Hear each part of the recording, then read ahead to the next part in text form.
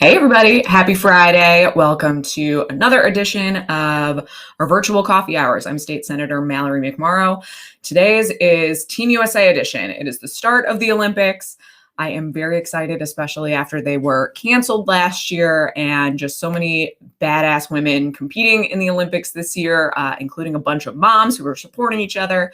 So it's a really exciting time for me. So if you need to reach me for the next 2 weeks, I will be on Japan time. Little bit of a brutal start with Team USA women's soccer team going down to Sweden at 4 something in the morning. But I believe in the team. We're coming back and we're going to come back strong. We will jump right into it. For anybody who is new to our coffee hours, we do these every single week that the Senate is in session. And we also do them throughout the summer as well. So what you may not know is right now we are in our summer recess, which, contrary to what you may believe, this is not when everybody just goes on vacation. This is when we are in our districts working. So I typically commute to Lansing 3 days a week, Tuesdays, Wednesdays, and Thursdays. And as you can imagine, that makes it really challenging to go to community events, have meetings in the community, work on legislation. You know, there's a lot of time where we are sitting around in session waiting for bills to go up on the board, sitting in committee meetings. So this period is actually where most of, in my opinion, the best work gets done, because this is when we are taking those in-district meetings, when we get to go to community events. We are working on a number of pieces of legislation now. So doing research, kicking ideas around, working with LSB and some of our colleagues and some of the ideas. So that is where we're at. So I'm coming from my home office. And so nothing to report from session this week because we didn't have session, but plenty to discuss. We're going to fly through it this week, and starting with an update on COVID. So I'm going to go ahead and share my screen with you. Let's give this a little present. All right. So update on COVID-19. There is recent data and research that shows what many doctors and researchers have been saying for a long time now, that immunization and vaccines deliver a stronger immune response than infection recovery. This has been something where a lot of people have said, you know, I think I had COVID, or I definitely had COVID a few months ago. Shouldn't that make me protected? And am I not immune from this disease now? But with the Delta variant surging in the United States, doctors are now urging everyone, whether or not you had COVID and recovered, including more than 30 million people who've already had COVID-19, to get vaccinated. Getting vaccinated after recovering from infection leads to an even stronger protection compared to the infection alone. Currently authorized vaccines are likely to offer protection for at least 8 months, but likely longer. Research is still out there, and much less is known about how long you are protected or you have a level of immunity from just recovering from COVID-19 alone. So even if you've had COVID, get vaccinated. It's super easy to find a vaccine near you. You can visit vaccines.gov. Oakland County has a program now where you can get a $50 gift card just for getting vaccinated in case you haven't gotten vaccinated already. So go ahead and get out there and get vaccinated.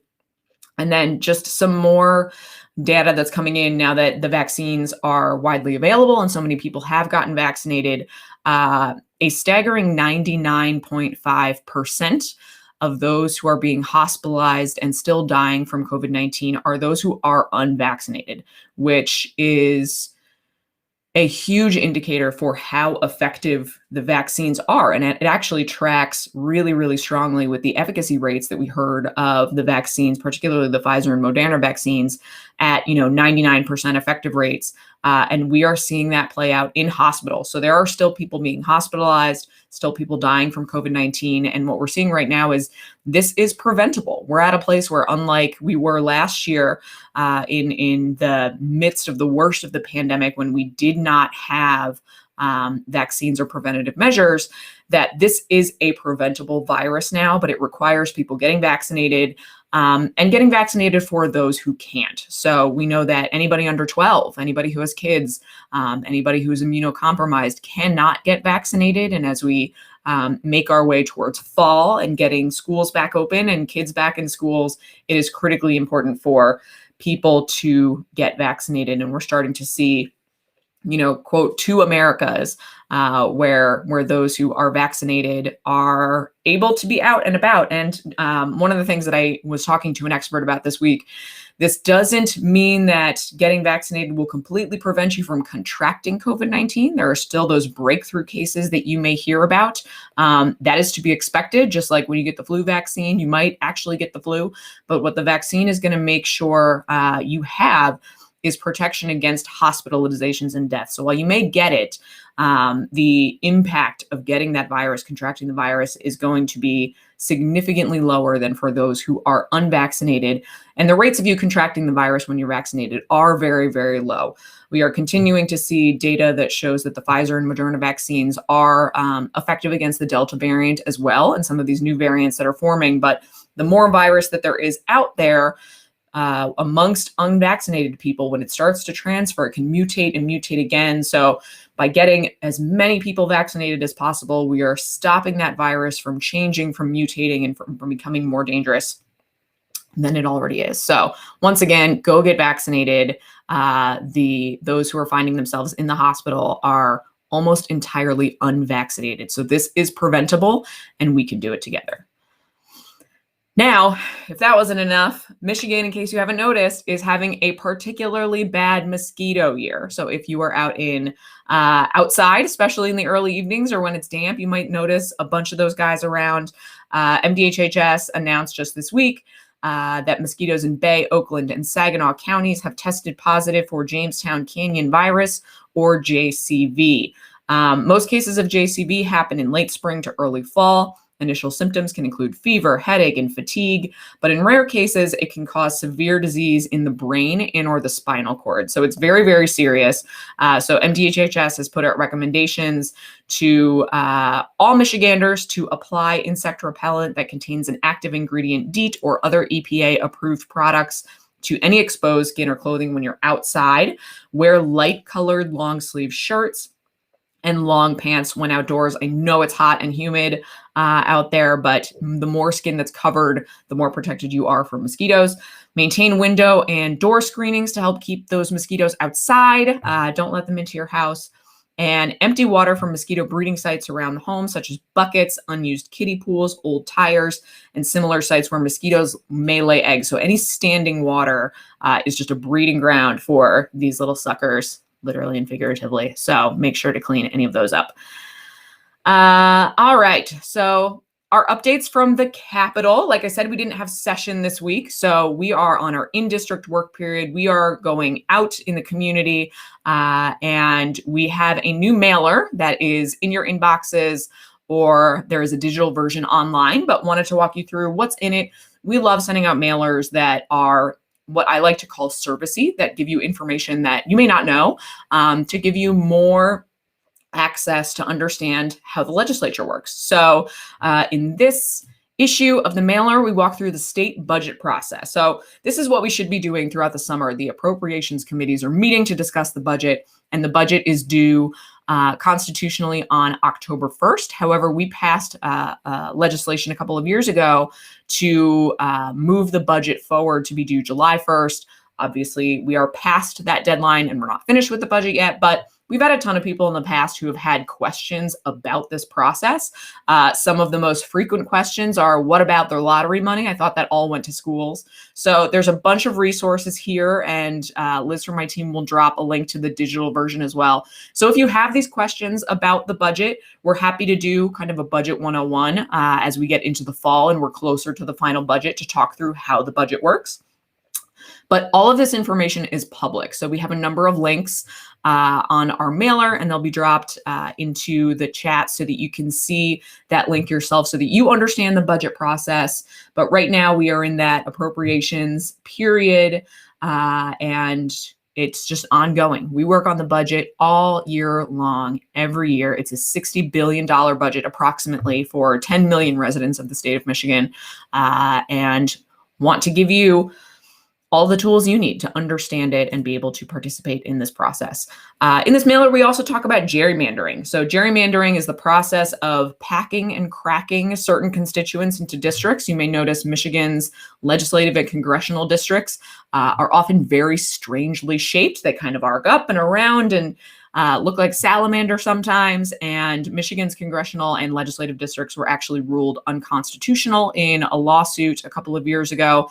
But Michigan in 2018 passed the Independent Redistricting Commission made up of citizens. So for the first time in Michigan history, the new lines for legislative and congressional districts will be drawn by people like you, by citizens, people who applied to be a part of this commission, who have been taking public meetings throughout the past few months, hearing input from communities all over the state, and they will be tasked with drawing new maps. Now, up here on the screen right now, you can see an example of how gerrymandering works, and I really like this visual. This is from Encyclopedia Britannica, but you can see all the way on the left there, if there's a group of 50 people, let's say there's 60% who identify as the gray party and 60% who identify as the purple party.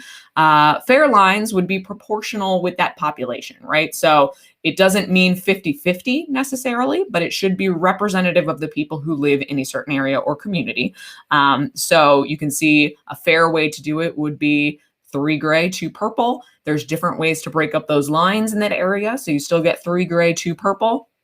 But the gerrymandered versions, these are the 2 examples that you see on the far right, is where you get 5 gray and 0 purple if you kind of break them up so that you break up the purple constituents into 5 majority gray districts.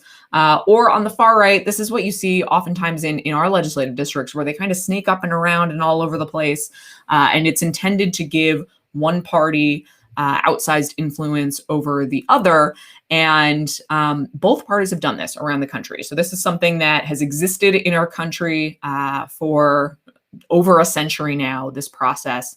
But the Independent Citizens Redistricting Commission, which we have information about here for you to learn about, was something that voters voted on to create in 2018. This was a ballot initiative to take that power away from the legislature. And I can tell you, as somebody who is a legislator, it should not be part of my job to draw my own district. That feels fundamentally unfair and not representative of you, the voter. So you can follow along. All of the meetings of this process are public, but we wanted to give some insight as to how that works and what it is for everybody to know. All right.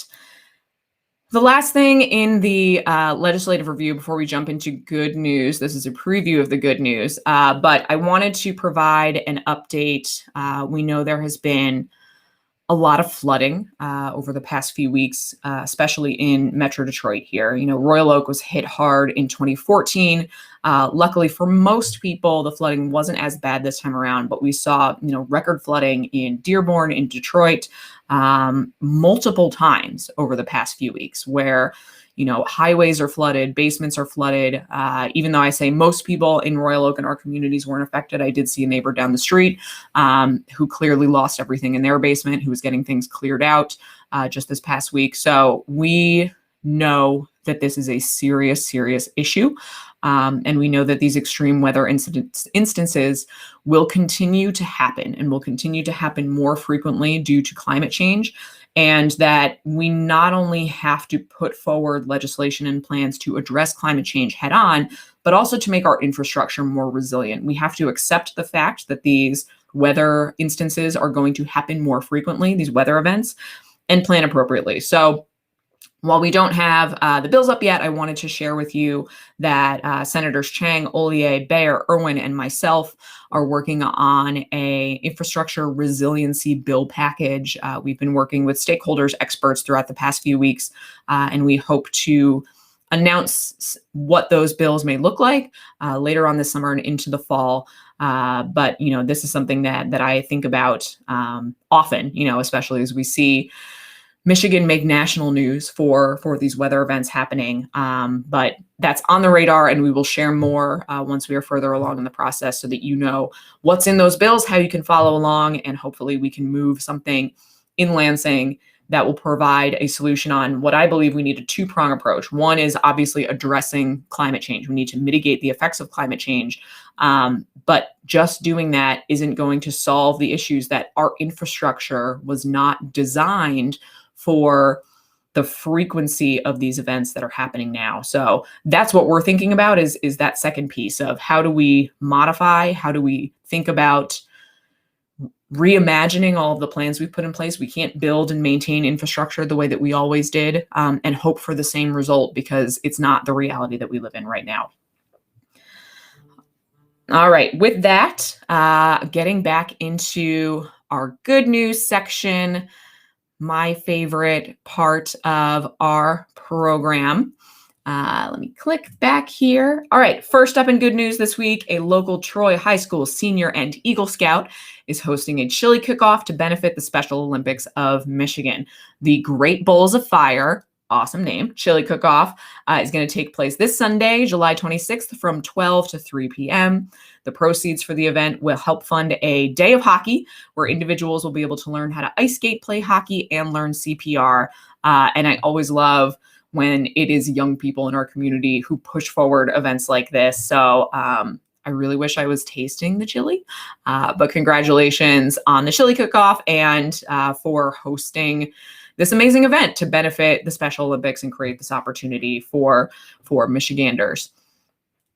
All right, up next, this cute little fluffernutter. Rochester PD welcomed its first comfort dog. This is Walter, a 10-week-old golden doodle who was donated to the Rochester Police Department by the Michigan Doodle Rescue Connect, and will serve as an asset for mental health calls, domestic violence cases, or reports of child abuse. Walter has begun his training as a certified therapy dog and will work with his partner, Officer Amy Dremmer, in the school district and around the community. So welcome, Walter, and good luck with your training, and thank you for your service to our community. Last up in good news, this is super fun, especially thinking of the theme that we have this week, Team USA. A local downtown Birmingham business is celebrating the safe return of in-person work in a very creative way. White Glove, which is a financial technology company in our community, held their own Olympics inspired by The Office's Olympics. Any Office fans out there? On July 13th, 3 individuals in their leadership team could be seen on a torch run, donning wigs and headbands down Maple and Old Woodward. In addition to the opening torch run, which you can see here, the company will hold several days of competitive events as a welcome back for staff, including flip cup, swivel chair race, and a paper in basket toss. So I hope all of the staff and employees are warming up their arms and getting ready for the tournament back at work. As the games conclude, the company will be finishing off their Olympic Games with a donation to Detroit Dog Rescue. Love that. What a fun way to celebrate coming back to work. And now I want to do that in our office, which is a great time to bring on a member of our staff that you know and love, Liz. Welcome. Got my Team USA stuff, missing the 4 stars. But we're going to forget what happened on Wednesday, and we're going to look forward to the game tomorrow. It was just a warm-up. So outside of women's soccer, what's your favorite Olympic event? Oh my goodness. I really love gymnastics. That's always a fun one, especially seeing Simone Biles just crush everyone. It's not even human. What is she? It's not even fair what she can do. I love the steeplechase because it's a ridiculous event. Like, I don't know, I want to be a fly on the wall when they were like, you know what? We're going to have people run over hurdles and then through water and just keep going. It's chaos, and I absolutely love it. So we are now in the Q&A portion. So Liz is here to moderate. If you are new or need a reminder, we live stream this on Facebook, YouTube, and Twitter. So you can type in a question in the comment section on any platform, and we will be able to see it on our end. So if you do that, please state your name in case that is not obvious in your screen name, what city you are representing or typing in from, and then fire away with your question or comment. And Liz, do we have anything this week? Figured it might be a little light because there was no session and the Olympics, and Ted Lasso is back today, and there's so much happening. Ted Lasso is just serotonin in a show. It just makes me so happy. If people are excited to watch Lasso, it is the antidote to 2020. It's just so aggressively delightful and heartwarming. Yeah. Actually, for Christmas, I got, Senator McMorrow a little Believe lapel pin. So sure did. I immediately knew what it was. I was very excited. It's a sign that's in the locker room. Yeah.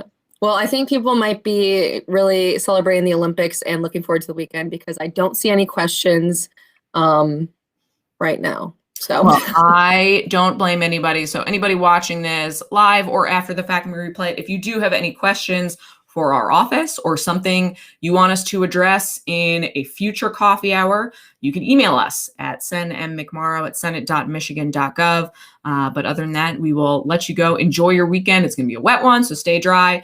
But it is a perfect weekend to stay inside and cheer on Team USA.